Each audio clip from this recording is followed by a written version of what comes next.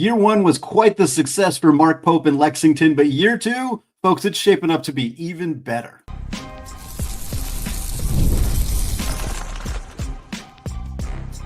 You are Locked On College Basketball, part of the Locked On Podcast Network. Your team every day. What's up, folks? Happy Thursday. Welcome into the Locked On College Basketball Podcast, a daily national college hoop show, part of the Locked On Podcast Network, your team every day. I'm your host, Andy Patton, joined by Lance Dawe, the host of Locked On Kentucky. On today's show, you are joining us at the place to get your college basketball content every single day. I want to thank all of you for making this show your first listen or your first watch of the day. Remind you that you can listen to the show ad-free on Amazon Music. And of course, give a special shout out to those everydayers, members of the Locked On College Basketball Discord, members of the Locked On Kentucky Discord. I know you're all out there as well. A reminder, today's show is brought to you by FanDuel. Right now, new customers can get $250 in bonus bets when your first bet of $5 or more wins. Folks, like I said, joined by Lance Dawe today. We're talking all things Big Blue Nation, Kentucky hoops on this live crossover edition of the show here Thursday around noon Eastern time as we record this thing live, talking Kentucky's new roster, 5 transfers, 3 freshmen coming in, how it might all play out in Lexington. Lance, I want to start with the report a couple of days ago that seemingly indicated, and I think that this came out before Travis Perry entered the portal, so it may have changed, but there was a report from Matt Norlander of CBS that basically said, hey, I think Kentucky's done. They were in on Andre Stojakovic, they were in on Rylan Griffin, and now I think they're kind of backing off. They feel good with the roster that they have, assuming Dawe comes back. Do you still feel like this is a roster that is more or less complete for Mark Pope and the Cats? Do you think there's potentially another addition coming or multiple other additions coming? Kind of where's the pulse at right now for this roster in terms of how ready it is for the next season? Well, before Travis Perry entered the transfer portal, I mean, I was kind of sitting here saying that, look, unless you lose a guy and you're able to somehow pull somebody like a Dawe Sarr or somebody just absolutely incredible out of the transfer portal or out of Europe, I really don't think that there's going to be an addition to this roster. It would have to be a subtraction before an addition, whether that was somebody like Otega Dawe staying in the draft, whether it was somebody like Travis Perry deciding that he was going to leave. And to be honest with you, after the Perry announcement, I was still looking at this roster and going, okay, who could Kentucky possibly add that's willing to be a third or fourth string guy essentially at that combo guard spot, because Kentucky's got so many guys that they can run there. So it would have had to have been something drastic in order for Kentucky to go out and get another needle mover. But as it stands right now, I really don't think Kentucky's going to make any sort of splash addition to this roster here. Again, barring something like Dawe staying in the draft. And if it is somebody, maybe it's somebody like a Braden Hawthorne who decommitted from West Virginia and taken a visit to Kentucky, is being shopped around elsewhere. But it's not going to be somebody that we go and we look and it just blows our socks off, right? Right. Yeah, so it's not going to be Stojakovic or Griffin, most likely, because where's the room for those guys to play? And we'll talk a little bit more about the lineup and the rotation. But one of the things you mentioned was kind of that versatility at multiple positions, which I think is nice, where you do lose somebody like Perry, who, wasn't going to have a big role necessarily next year, but is still a depth player that's out the door. But again, you can't replace every depth player with superstars, with, guys who averaged 18 a game in the ACC or anything like that, or else you're just not going to have enough mouths to feed for this roster. But before we get into kind of the specifics, the new players, how they fit, things like that, I kind of just want to ask more overall, more broadly. This was a team that we kind of knew last year's roster wasn't going to carry over, because so many of the players that Mark Pope brought in his first year were guys who were going to be out of eligibility, the Jackson Robinsons, the Ainsley Almanors, Amari Williams, Kobe Brea, etc., Lamont Butler. And so we kind of knew, year 2 for Mark Pope's going to look a lot different. He obviously had that freshman class coming in, so we kind of knew about the 2 local kids. But now that the dust has settled a little bit with few, if any, projected additions on this roster, kind of looking at the talent that this team has brought in, the age of the players that they have brought in, kind of what's the feeling for you? What's the feeling for Big Blue Nation? Kind of looking at this roster, knowing what you need to compete in the SEC, knowing what Mark Pope likes to do. I think last year is kind of like, well, we have a lot of talented rosters, but what the heck is coach going to do? Now, at least there's kind of this sense of, what Mark Pope likes to do offensively, what he likes to do defensively. Do you feel like the players that have come into the system this year are going to fit in with what he wants to do and kind of the overall sense of what this roster is capable of doing? Yeah, so before you had any sort of movement in the transfer portal, something that I was preaching on my show is that, look, we saw Mark Pope come in late April and kind of have to hodgepodge this thing together through the transfer portal and put together an entire roster. And that team made the Sweet 16 and finished in the top half of the SEC.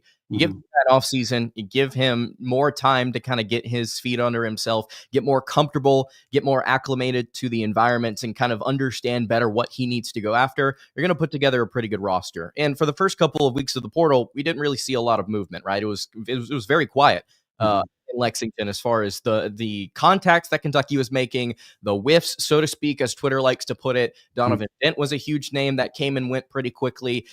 And here we are now with what I think Big Blue Nation looks at and says, and we're seeing in the live chat here, hey, that's a top 5 team. That's a top 4 team, in at least in Big Blue Nation's opinion, heading into this college basketball season. I think it'd be hard to argue against saying, with the way that the roster looks right now, that this isn't a top 10 team, and definitely a team that can contend for, if not be the favorite heading into the season as the favorite to win the SEC. So right now, the way that the thing is constructed, I'm very, very, very impressed with the way that Mark Pope has kind of been able to go out and kind of handpick guys, kind of like he did last year for various spots, and kind of get people that fit what he wants to do. And I think on top of this, Andy, he's upgraded in 2 important areas that Kentucky lacked last season. They lacked athleticism and they lacked rim protection. And when you go and look at Kentucky's current roster construction, they've got 4 or 5 guys that could possibly play the 5. They got one of the best defensive centers in all of college basketball a season ago, a guy that was originally committed to Kentucky, and Jaden Quaintance. You've got somebody like Mo Diabate, the king of hard hat defense there down low. So if you're asking Big Blue Nation, if you were asking them heading into this offseason, what do you want? What do you want to get? Well, obviously, more athleticism, and I think Kentucky absolutely checked that box with several players we can talk about. But again, defense, rim protection, Mark Pope's done all of that. It has been nothing short of a perfect offseason, and that's with the whiffs, again, as social media likes to say. Well, folks, Lance and I are going to dig a little bit more into the actual portal class. We're going to talk about the impact of a Jaden Quaintance, who I think is a tremendously huge, pun intended, addition for Mark Pope's team. We're going to talk about him. We're going to talk about the rest of those guys coming into that portal class, all coming up here in just a second. But first, folks, the NBA playoffs are here, and FanDuel is giving new customers an incredible way to get in on the action. Right now, when you join FanDuel and place your first $5 bet, you'll get $250 in bonus bets if your bet wins. I love how FanDuel makes betting super easy, whether it's picking my favorite team or diving into player props. From 3-pointers to steals to assists, FanDuel has so many ways to bet your favorite player props. Plus, after the game tips off, you can even combine live prop bets into a same-game parlay for a chance to win big. Looking at this Kentucky team, if you're a member of Big Blue Nation or if you're just somebody listening to the show and you're feeling all in on the Cats, they are plus 2,000 right now to take home the 2026 National Championship. Only the 10th best odds in college hoops. However, the highest odds among SEC teams. Take that with what you will. Folks, don't miss out. Head to FanDuel.com right now and claim your $250 in bonus bets today. All right, folks, live here Thursday afternoon, joined by Locked On Kentucky host Lance Dawe, talking about Big Blue Nation and the Cats. Here we talked kind of broadly about Mark Pope's offseason, whether this roster is complete or not. Want to dig in a little bit more of the actual transfer portal class specifically, give you the names for those of you who want a kind of a refresher on who this team has added. We already talked briefly about Jaden Quaintance from Arizona State, also Mo Diabate coming in from Alabama. You got Tulane wing Cam Williams, and then guards Denzel Aberdine from Florida and Jalen Lowe from Pitt. Lance, kind of just broadly, who in this class are you most excited about, and kind of what do you think about the specific group? We'll talk about the freshmen a little bit later, and the returners to for that matter, but who in this class are you most excited to see in a blue uniform next year? I'm going to give you 2, because there's 2 guys here that I'm just absolutely fired up about for completely different reasons. We'll go back to Jaden Quaintance here for a second. Obviously, the 5-star prospect in the 2024 class that Kentucky was not able to get the first time around after he decommitted from the Wildcats when John Calipari left for Arkansas. Kentucky kind of waits. They see how he performs at Arizona State. He enters the transfer portal in. It was pretty clear to Big Blue Nation that Quaintance was going to be on their board immediately. I mean, based on the way that it kind of went down actually last year, it seemed like Quaintance wanted to stay at UK, except for some weird things that happened when Kentucky didn't have a coach. Things weren't communicated properly, and so Quaintance decided to hit the door. But now with Mark Pope at the helm, the moment that Quaintance entered the portal, I think all of Big Blue Nation was like, okay, we have to go get this guy for the reason that I said just a few minutes ago, which is that you need more rim protection. And this kid was one of the best, if not the best, defensive center in all of college basketball a season ago. That's despite having an injury rate late in the season. That's despite not playing a lion's share of the minutes in the front court there for Arizona State for a decent portion of the season, if I'm not mistaken. He has the length. He has the athleticism. It's weird because at times Arizona State elected to play him at the 4, and that's the big question here with Big Blue Nation is, okay, do you get a little bit of versatility there with that athleticism, with that defense? So Quaintance, I think, is a legitimate potential lottery pick. It's something that we can finally throw into the faces of those Twitter idiots who want to go out there and say, Mark Pope can't recruit, Mark Pope can't develop talent, Mark Pope can't put guys in the NBA. Okay, here go 2 more for y'all. Watch this. So I'm excited to see what Quaintance does. And you talk about athleticism and NBA upside, Andy. Take a look at Cam Williams out of Tulane, a guy that the shot doesn't look mechanically like the most sound thing in the world, but man, it was going in at a 40+% clip, a 6'8" guard/wing. Had him listed as a guard at different times last season. Cam Williams can handle the ball. He can get up. He can throw it down, knock it down from deep. One of the best spot-up catch-and-shoot guys in the mid-major ranks. I love everything about Cam Williams in this pickup. He's young. He's got the talent to knock it down from outside in a system that's probably going to rely on him to shoot quite a bit, if I had to guess.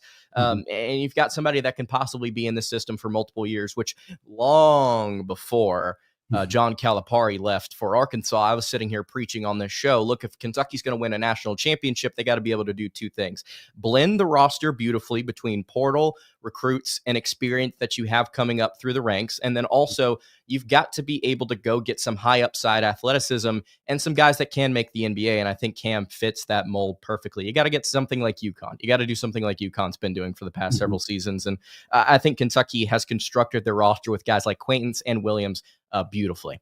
Yeah, I that's a really good point about kind of the roster construction, because rosters that are overly reliant on transfers that don't have a lot of continuity, it's a really new era of college basketball, so we don't have a ton of data sets on it, but we know that those teams haven't typically won national championships necessarily. Now, Kentucky didn't have a choice last offseason, just like Louisville didn't have a choice, just like some of the other teams didn't. But now when you watch the way Mark Pope's building this, like he's got 3 freshmen coming in, 2 of them who are local kids. He's got some roster continuity, a few guys who are sticking around, and he's got some young guys coming in the portal and some veterans. It feels like you're kind of seeing that attempt to sort of build a roster and, NBA caliber talent, which I think you're absolutely right. Like the most important thing, as I've spoken to and read blogs from Evan Miyakawa multiple times, like there's different balancing things that matter, but at the end of the day, you just need to have talent on your roster. You have NBA caliber talent on your team. And this Kentucky team, last year's Kentucky team, it's questionable whether they did away kind of being the hinge in that mix, but this team definitely does. And I think Quaintance is a great example of that. I mean, one of the things that I think is really important to mention with him, alongside everything else you mentioned, he's super young. Like he was like being an impactful college basketball player when you're really young is hard. Being an impactful rim protector feels like such an impressive thing to be, because it's a lot of instincts. It's a lot of kind of not things you're not able to be taught, that you kind of just know. And Quaintance has that. And to be able to be that kind of impactful player on the defensive side of the ball at his age is incredible. And I think going from being coached by Bobby Hurley to Mark Pope's going to improve them of that even more so, and getting tested. I mean, the Big 12 is great, but getting tested in the SEC is going to be even better. So I'm with you 100%. I really like both those guys that are coming in. I do want to kind of flip on the guards, and I want to start with what has been a very oft-discussed portion of Kentucky's offseason and Florida's offseason for that matter, which is the acquisition of Denzel Aberdine out of the transfer portal. I want to talk about him as a player, so we'll get to that, but I also want to talk about there's been a lot of kind of uproar out, a lot of conversation, I guess, about Aberdeen and kind of what it means for college basketball that a player who ostensibly was going to step into a starting role for a team that just won the national championship to leave to go to Kentucky, which I don't think leaving from Florida to Kentucky is all that surprising, but it does appear, and we'll get to this maybe more with the starting lineup conversation, that Aberdeen's role is much less clear in Lexington than it would have been at Florida. And so and we know that the money is a factor, and we know that he got paid more money from Kentucky than he did at Florida. And perhaps it's as simple as that. But, obviously, as somebody is a member of Big Blue Nation, I'm sure that your feelings about the situation are a bit different than they might be as a more neutral observer. But I'm curious kind of what your thoughts are on Kentucky's acquisition of Denzel Aberdeen, of the whole situation of him leaving another SEC team, a team that just won a championship, to come over to this Kentucky team, and where he might fit on this roster. So Aberdeen leaving Florida, there's a lot of people that have kind of I think overreacted to this, kind of freaked out and talked about loyalty and about whether or not college basketball is going into the what, because we've got kids leaving national championship squads. I think this is pretty simple. I think that I can't sit here and tell you how much Kentucky is paying him, because I don't know. I can't sit here and tell you exactly what Florida offered him, because we don't know. But what we do know, and what's been written about by multiple people in Lexington, is the fact that he wasn't happy with what Florida was going to pay him whenever he was coming back. On top of this, you've got Florida throwing the bag at a guy like Xavier Lee to go in and fill minutes and fill possessions in that backcourt to take the ball away from Denzel Aberdeen more often than maybe he would have had it if Xavier Lee was not there. If you put yourself in his shoes and see that they don't want to pay me as much as I'd like, and they want to pay this other guy more, despite me having already won them a championship, I'd feel slighted. I would feel disrespected. And him leaving to enter the transfer portal is not the most shocking thing to me. I completely understand why he would want to enter the portal. It's the same thing with a guy like a Caden Lewis, who decommitted from Kentucky just a few weeks ago. He felt like he was being recruited over because Kentucky had gone out and tried to get a couple of different point guards because they frankly didn't have any in their room, which I understand the Kentucky side of it. I understand the Caden Lewis side of it. I get it. It's part of it. You want to go put yourself in the best position to succeed, whether that be financially immediately because you're not going to be a future long-term NBA talent, or it's because you just want to be able to go somewhere and ball out, whatever it is. If you want to get on the stage, if you want to be able to get seen, some place like Florida is awesome, but a place like Kentucky is pretty good too. So I think it comes down to money and just not being wanted, I guess, as much as he could possibly be wanted elsewhere. And for Mark Pope, something that he's preached about last season, and he preached about it a ton this offseason before the portal even opened, was that he's looking for a few different things. He's looking for character, he's looking for decision-making, and he's looking for shooting. Based on what I understand, you're getting all three of those in Denzel Aberdeen. What happened on Sunday was that they had some sort of late Zoom meeting that apparently went into like the wee hours of Monday morning. Like apparently they just hit it off. Like the chemistry between coach and player was just immediate. Everything felt great. And so you got to see them pick him up at mid Monday afternoon. So I think for Aberdeen entering the portal, I understand it. Finding Kentucky and just kind of understanding what's kind of happened to get him to this point, it makes perfect sense why he's going to be a Wildcat, at least to me. It sounds like he's on board with what Kentucky wants to do. I don't necessarily know what his role is going to look like. That's something that we could debate for the next several months. Is he going to be a starter? Is he going to be a reserve? What position is he going to primarily play? We don't know, but he's going to be an impact player on this team. And for a fan, I'm excited that he's here. I'm excited that you've got a guy that was in the 90th percentile of spot up scores and the 76th percentile of catch and shoot guys. Forget about the 35% 3-point percentage. Look at what he did when he started.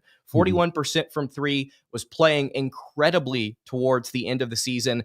As Florida got into the NCAA tournament, I think went off there in the SEC tournament against either Texas A&M or I can't remember who the other team was, but Aberdeen has the experience, seems to like what's going on in Lex. I understand why he left. I think it's kind of being overblown of the freak out of why he left and kind of digging into the drama and whether or not college basketball is dying because things like this are happening, which that's just what I've been reading on Twitter, by the way. It's just seeing people freak out about this, but I'm happy he's here. I get why he's here, and I can't wait to see him in Lex. Yeah, it's one of those things where people have their preconceived notions. And honestly, even those preconceived notions about this being bad for the sport, whatever, like I get that. I understand not liking the free-for-all nature of this and the lack of, there are definitely issues with the modern way that this is working. But people who have that notion in their head they just glommed onto this as a really easy talking point of like, this is why it's broken. And they kind of hold it up without any of the nuance. Like I'm with you 100%. If Florida's recruiting over him, which I don't really even blame Todd Golden and the Gators for doing that. Like, honestly, If you can go get Xavier Lee, you got to go get him. He's so good. You have to go get him. But I can understand why, even if the role at Kentucky and Florida is probably the same, a backup guard who's playing pretty big minutes, but not a starter. And that's a projection, but I think that's probably was going to be his role in both places. But one place is actively recruiting players to push you onto the bench. And the other place is saying, we want you here, come play for us. And that other place is also paying you more money. And you're probably not going to be an NBA player. You're probably not going to make life-changing money playing professionally, whereas you can make life-changing money right now. That makes sense. Like that, any human being, never mind a 20-something-year-old kid, is going to take the place that's offering more money, that's looking you directly in the face and saying, we want you to play here, when the other place is saying, well, we lost our best guard, but we need to replace him with somebody else, as opposed to saying, hey, you can just step into that role. And so again, I don't even really blame Florida for that. Like, Xavier Lee's better than Denzel Aberdine. They went and got the better guy. They just weren't able to keep both of them. That's what's difficult in the modern era. And that's what I think we're going to see a lot of teams trying to figure out, this balancing act. And things like this are going to continue to happen. And people are going to use it as an excuse to say this is why the sport's broken. And that cycle is going to continue until there's a hard and fast rule change, if there ever is. But it's just one of those things that I can kind of see how it happened, even though I can also understand why there's this kind of this section of people kind of glomming onto it as like, this is what's broken. This is what the problem is, kind of thing. Yeah. And I'm perfectly fine with anybody that wants to have a differing opinion about this is whether or not it's good or bad for college hoops, that stuff like this can happen. Mm-hmm. Absolutely. Sure. Mm-hmm. We can have that discussion. But as far as this specific case goes, if you read into it, I understand why it all happened, and I'm all for him. If this was reversed, if the role was reversed, if this was something like somebody like Brandon Garrison feeling like we got JQ and he felt like he was not being respected enough, and he wanted more money, and he wanted to go to Florida to play in their front court because they just won a title with like 4 guys in their front court, I'd completely get it. Go do whatever benefits you. It's at the end of the day, it's all about what the player wants for himself to find success in his career path. Because a lot of these guys are going to be playing basketball for a long time, at least at places like Florida and Kentucky. You're going to see them in the NBA or overseas or what have not. So guys like Aberdeen, I say more power to you. Can't wait to see you in blue and white. Well, folks, we're going to close out the show taking a look at how this roster is going to come together. We're going to project some starting lineups. We're also going to talk about where these 3 freshmen coming in, how they're going to fit into this system. All that coming up here in just a second. But first, folks, did you know the Fire TV is also an Xbox? Turn any TV into your gaming and entertainment hub with Fire TV Stick 4K devices. No console required. Just grab your paired controller, subscribe, or sign into Xbox Game Pass Ultimate with EA Play included, and you're ready to play. Dive into hundreds of premium titles from EA Sports College Football 25 to Call of Duty Black Ops 6 and Avowed, as easy as you stream your favorite shows. It's gaming made simple, and it's all on your Fire TV. Play high-quality Xbox games at a fraction of the cost of a console. And if you already have a console, no problem. A Fire TV Stick 4K device is more affordable and easier to travel with, allowing you to take you or your kids' games wherever you plug in. Maybe you have no interest in gaming. Well, great news. The Amazon Fire TV Stick is the perfect go-to for all of your family's entertainment. We have one on every single TV in our house. The platform is easy to use and navigate, and I love how customizable it is. So head to Amazon.com/Fire TV Locked On to get started. Xbox Game Pass Ultimate subscription and compatible controller required. Available on select devices, including Fire TV Stick 4K 2nd generation, Fire TV Stick 4K Max 1st and 2nd generation, and Fire TV Cube 3rd generation.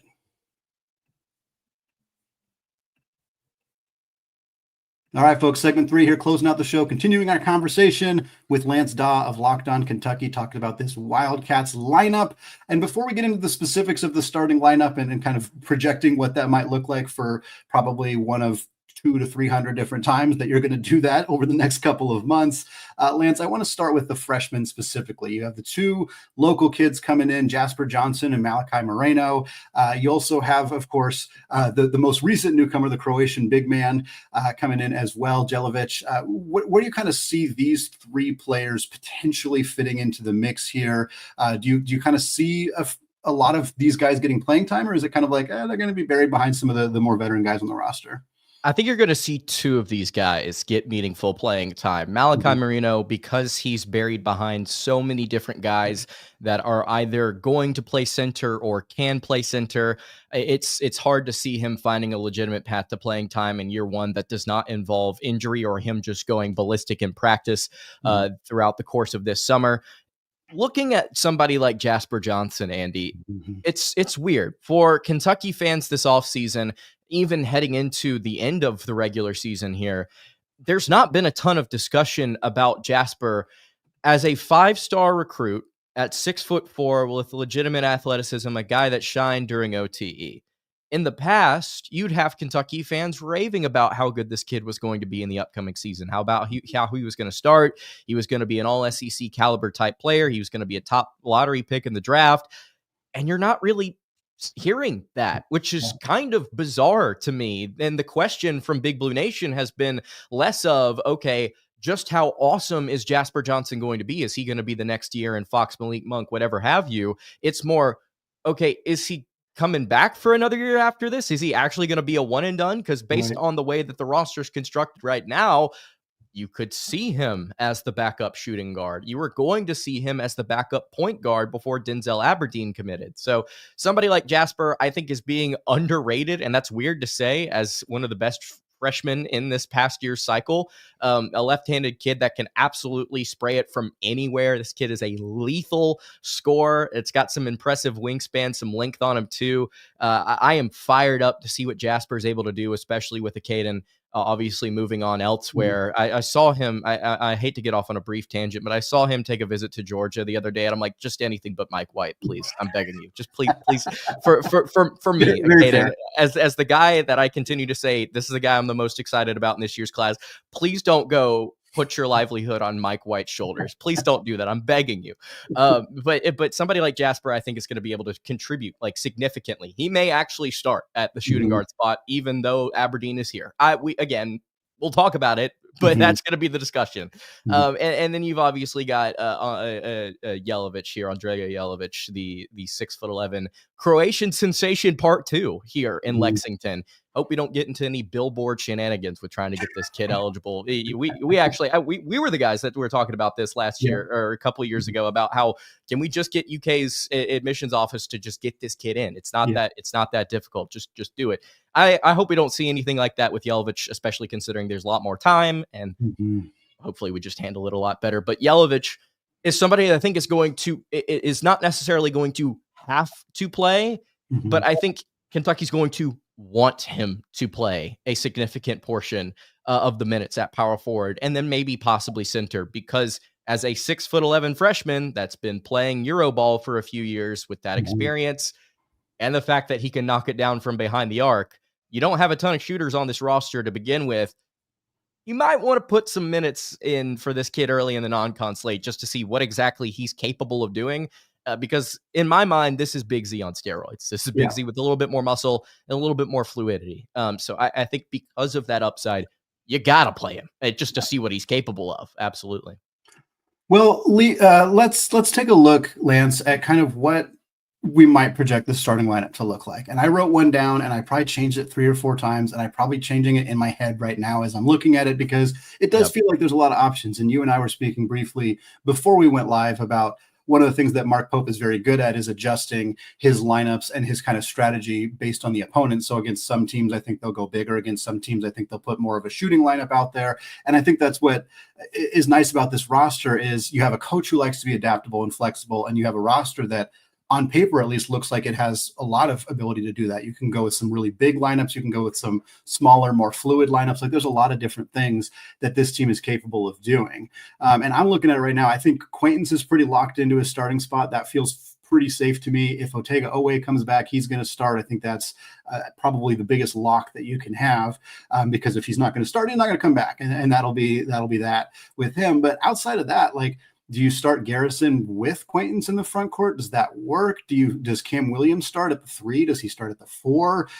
Like you mentioned, does Jasper Johnson start right away? Is Lowe your point guard? Like kind of where does what is your thought, knowing that you'll probably change your mind multiple times and that things might change for this roster, but kind of what's your first kind of pass at a potential starting lineup for this team next year? All right, here we go. So we could take this. I think you can take this obviously a million different directions, but before I say anything, there's going to come an episode here in the next few weeks where I talk about Kentucky running the platoon. And I've done it every single offseason that I've been doing this show. And every single time people want to kill me for even suggesting it. If there was going to be a year where Kentucky did it again, it would be this season. Mark Pope already essentially runs a glorified platoon. We all know that based on what he did this past year. So let's start here. Let's work from the bottom up. Let's work from center up. That is the question the great question that you asked, Andy. Quaintance is so good. Does he start over Garrison? If he does Garrison start with him at the 4? We saw at Oklahoma State Brandon Garrison be a back to the basket guy, somebody that was hovering around the basket, that was there in the dunker spot at times, somebody that was comfortable around the rim. He got to Kentucky and you saw more of the same. But because of what Mark Pope was asking him to do in the offense, he started to step out beyond the 3-point line. And you didn't really see him take a bunch of shots until SEC play got going. And all of a sudden you look up, oh, he's the 6'11" center that didn't have a jump shot before this is shooting 33% from 3, like consistently. So do you put him at the 4 with Quaintance? And honestly, at that point, because Quaintance is arguably the better ball handler, is there really a 4 and a 5, or is it just 2 big men? Right. It's like I said this on yesterday's show.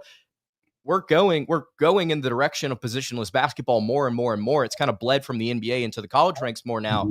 I think you're going to see it here. I think you're going to see outside of Jalen Lowe, you're going to see every single position just kind of be there.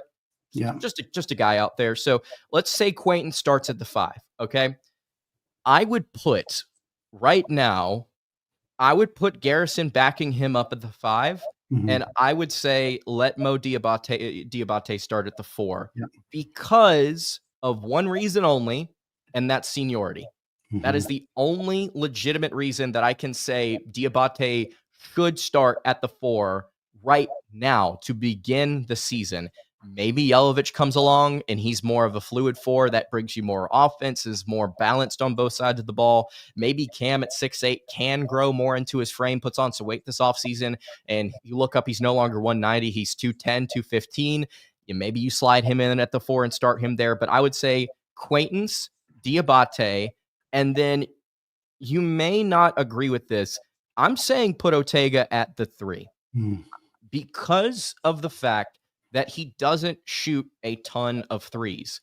He's a shot taker, but he's not from beyond the arc. I would prefer to get one more legitimate 3-point shooter out there than have somebody like, I don't know, let's throw Cam Williams out there. Because again, as good as he was in his freshman year, I question the mechanics and I question whether or not you can get 40% to translate to the SEC. I don't know if it's going to. I'm not saying it's not going to. I'm just saying to get more comfortable with the scoring here, I would put Ortega at the 3. I would put Aberdeen at the 2, and I would put Lowe at the 1. That would be my starting 5 right now is Quaintance, Diabate, Owe, Aberdeen, and Lowe. That would be where I went. And if we're going off of maybe another possible starting 5, Quaintance, I would still put you could just let's just say it's Quaintance, Garrison. You could put Cam at the 3, Owe at the 2, and Jalen at the 1. And then you have Colin Chandler and Cam and Denzel and Trent Noah and all those guys coming off the bench to back them up, and Yelovich at the 4 as well. But that's kind of where I'm leaning. But again, I'm not saying that I'm right now. I have very little idea as to what Mark Pope is going to be doing with this rotation, and I've been watching these guys for weeks. I will tell you, I initially was unsure about Owe at the 3, but I could be talked into that for sure. I think it could absolutely work, specifically in certain lineups because of his ability to attack the rim. And if you have shooters around him, that just makes it even more easy for him to operate the way that he does. So yeah, I'm very interested. I'm very interested in how this is going to shake out. Obviously, Owe testing out the NBA draft process. That's still a big linchpin for this team. But if we assume he returns, there's so many options for this club. I'm very excited to see how it's all going to shake out. But Lance, thank you so much for joining on the show today. Always appreciate your expertise on this team as we look ahead to year 2 in the Mark Pope era in Lexington. But that is going to wrap it up for us today here on the Locked On College Basketball Podcast on this crossover edition with Locked On Kentucky. Thanks again, folks, for listening. Isaac and I will be back with you all on Friday as we continue to unpack the end of the transfer portal window and take a look at some of these rosters as they're starting to come together. Thanks again, folks. As always, we want to say apologies to the lawyer family. Let's go Wild Popes. Cheers to the Mick Bruins. And until next time, peace out.